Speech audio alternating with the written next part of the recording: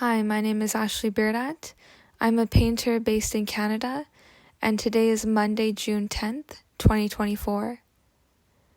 I am predominantly a landscape painter, and my work engages with my relationship to nature and how I foster hope living in a time of ecological uncertainty. I'm a process-driven artist, which means that I am interested in tapping into the intuitive realm that is very uncomprehensive and uncritical and very momentary. It is based off my body's natural response to immediate sensation that I feel through the material and my synesthetic response to sound and color. In this time, it's almost like a meditative state. The paint becomes very physical and present, just like breath work. I really just feel the expansiveness of being in that moment and the unbounded possibilities of what that time can allow. And ultimately, I do all of this to foster hope in times of complexity and unknowableness. Through my work, I seek to embed myself in the material processes using oil paints, pigments, oil sticks, pastels, and acrylic paints that form highly saturated, dense landscapes and speak to the vastness and evolutionary path of nature, as well as our own human embeddedness in it. I choose landscape painting as my main theme of my work because it represents an accumulation of deep time that is present in rock formations, gigantic trees, and ancient spaces that were formed over millions of years ago. More importantly, the resilience of nature resides in the fact that its creation is ongoing, just like my painting practice, which always evolves as each painting informs the next. And I work through a trajectory of my body's response to material sensation and time. Through its conceptual and formal elements, my work considers nature's resilience, which is the ability to rise above ecological disaster, such as extinction, wildfires, flood, and drought. I find that nature is an ancient survivor that is far more intelligent than human absurdity. In terms of my background, I am a first-generation diasporic artist of Ghanese descent, and I engage with speculative imagination by exploring the flora and fauna of the region that my parents are from in West Coast Demerara, near the Amazon rainforest, along with my present geographic location. I have never been to my parents' homeland, which is Guyana. However, I kept creating these landscape scenes, which were predominantly South American and predominantly a rainforest. And even though these are a product of my subconscious, I felt that they were also a way for me to connect to my roots and to my parents' homeland. I was very interested in learning through my thesis research that Guyana is predominantly all rainforest, about 85% of it, and at the heart of this very small country is the Amazon rainforest, which is a hotspot for climate change and has just so much diverse flora and fauna. I find that painting the Amazon is quite hopeful for me and allows me to kind of continue on this journey, especially as someone who is the only artist in my family. In a way, painting the Amazon rainforest allows me to feel closer to my ancestral roots, and by tapping into my imagination, I'm able to envision our planet's survival, where the environment and non-human beings can be center stage. That is, I use paint as a means to open a dialogue of care for other living beings.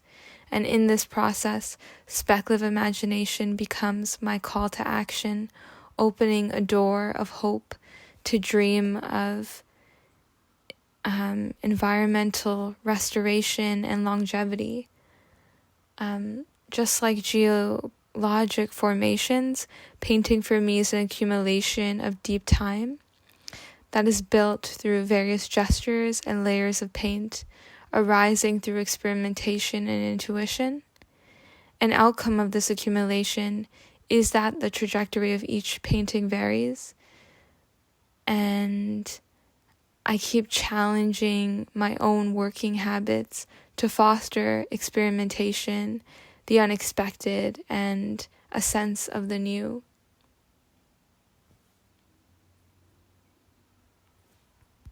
In terms of my upbringing, I lived a very modest lifestyle. I grew up in a middle-class family in Malton, and I spent a lot of time alone and in nature. I found that I was really struggling to kind of articulate my voice and would spend most of my time drawing. And as I got older, this never really changed. I just retreated a lot to solitude and to making. I found that it almost became like an obsession where I feel that my voice is strongest when I am working through material means and working with my hands and processing the world through my body and through mediums of choice. I never really understood why I had this ability to kind of naturally respond to drawing and painting particularly. I don't come from an artistic background, and for a long time I didn't think that I would pursue an artistic path because I didn't see someone like me in a gallery space or a lot of like school environments. However, I found inclusivity through community spaces and community-based art practices that really allowed me to feel safe and articulate my voice. And I think that when you're an artist, even if you try to run from it at some point in your life, you have to kind of come to terms with it, because it kind of is this purpose that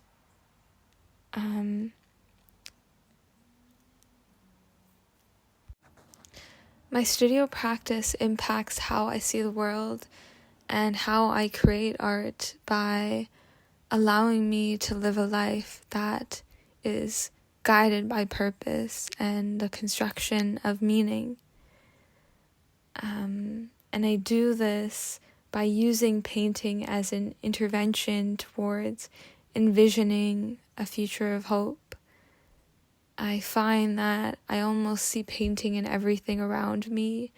When I'm walking, it's almost like the trees read as paint gestures, and the colors, they just look so vivid. I take all these elements that surround me and bring it into the studio. I am very interested in the idea of multiplicities, in which I'll be thinking about many different topics at one time, and they might not have a seemingly direct connection, but when I'm working in the studio and working through the painting, they begin to foster a connection, and I'm able to kind of actualize some of these forms and some of these ideas.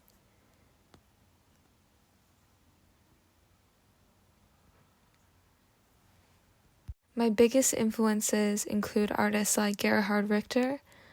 I'm very interested in the way that he challenges the construction of pictorial imagery through erasure and buildup of paint using a squeegee.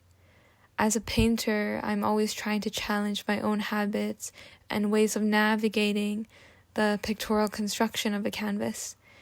And I find his work just very interesting in allowing possibilities of originality and newness into the painting's trajectory. And in my own practice, I try to do this by changing the way I begin a painting and changing the gestures I start with through flooding a color or a stain or a smear, and shifting away from learned habits of solving pictorial issues to allow new possibilities around image making, like Richter. I'm also interested in artists like Ali Banasar, who kind of layers imaginative futures and also has synesthesia. So his works almost feel like they're being composed through sound. I find that his compositions also have a lot of chaotic fragments that go along, but there's this pictorial harmony that is also coming into play. And I'm really just drawn to his sensibility of color and mark making and surface treatments. And I really want to explore more of this in my own work. At this time, I'm focusing on trying to connect with more artists and see more painting particularly, and travel as well. Because I've been working away mostly in solitary conditions as I've been producing work for my MFA thesis. And I don't regret any of it because I really gave everything I had to kind of train myself into new methodologies of working and becoming more faster and confident in my practice. And I think for me, the biggest challenge of being an artist is maintaining kind of your own health, but also sustaining momentum and having the resources and support to make it through, especially with developing a body of work that you really want to make. I'm in the middle of kind of losing my studio, so I will transition into new ways of working by creating smaller works, as well as going out in nature and responding to my present geographic location. In terms of unconventional mediums or techniques, I am very drawn to mark making, and I incorporate foutage in my practice by taking the raw canvas and draping it onto, for example, the roots of a tree in front of my studio, and then taking a pastel and tracing those marks onto the canvas roll before beginning my painting. And this almost acts as a way of mapping the pictorial construction or the landscape scene that I'm then able to respond to with further mark making.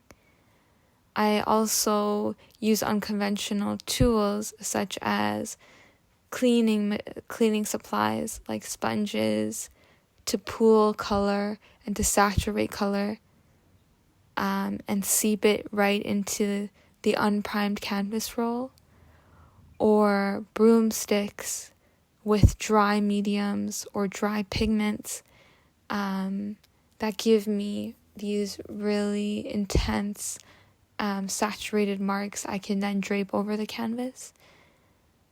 I feel two forces when I'm painting, and this is a push or pull.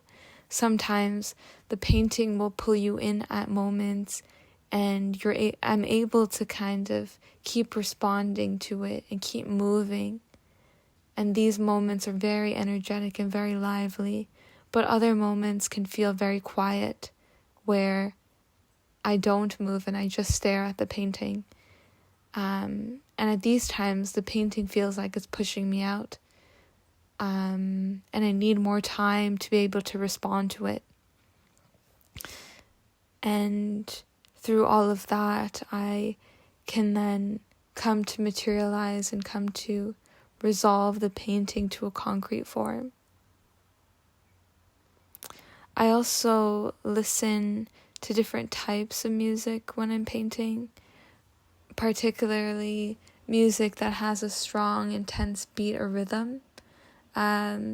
This varies from soca, dancehall, to EDM music or house music.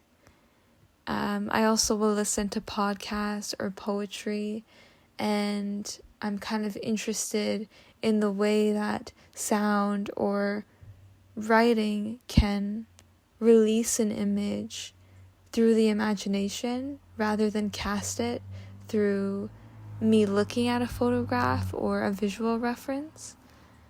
I will also create sketches sometimes by opening up a random book and reading a page from it, and then creating a sketch from there as a way to trigger a response in my paintings and allow for unpredictability and new ways of seeing originality and newness in a painting.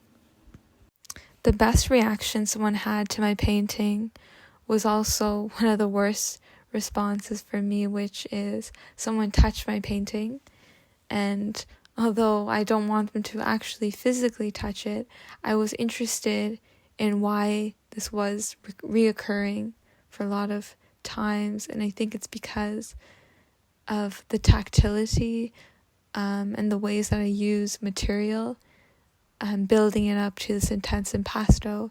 It almost feels like maybe that section of the painting is entering our physical space, and maybe is convincing the viewer that it could be real. And I'm interested in that because I do see my paintings as alive and living and present, and I want other people to feel that as well. I hope for people to take away a sense of optimism from my artwork, because we live in a time where we're dealing with a lot of complexity and life can feel very heavy. And in my practice, I am dealing with kind of the evolutionary path of nature to use it as a metaphor of hope, because through cyclical processes like life, death, and regrowth, nature keeps moving forward, and so can we, even in toxic circumstances and even in times of precarity. And especially as an artist, most of the time I'm existing in this intermediary space, and I don't see, what I'm going to be doing in a year, but I do see the next step that I can take.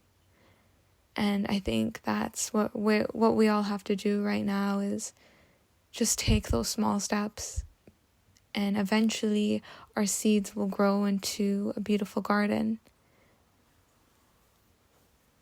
And if you're interested in seeing more of my work, you're welcome to follow me at Beerdat.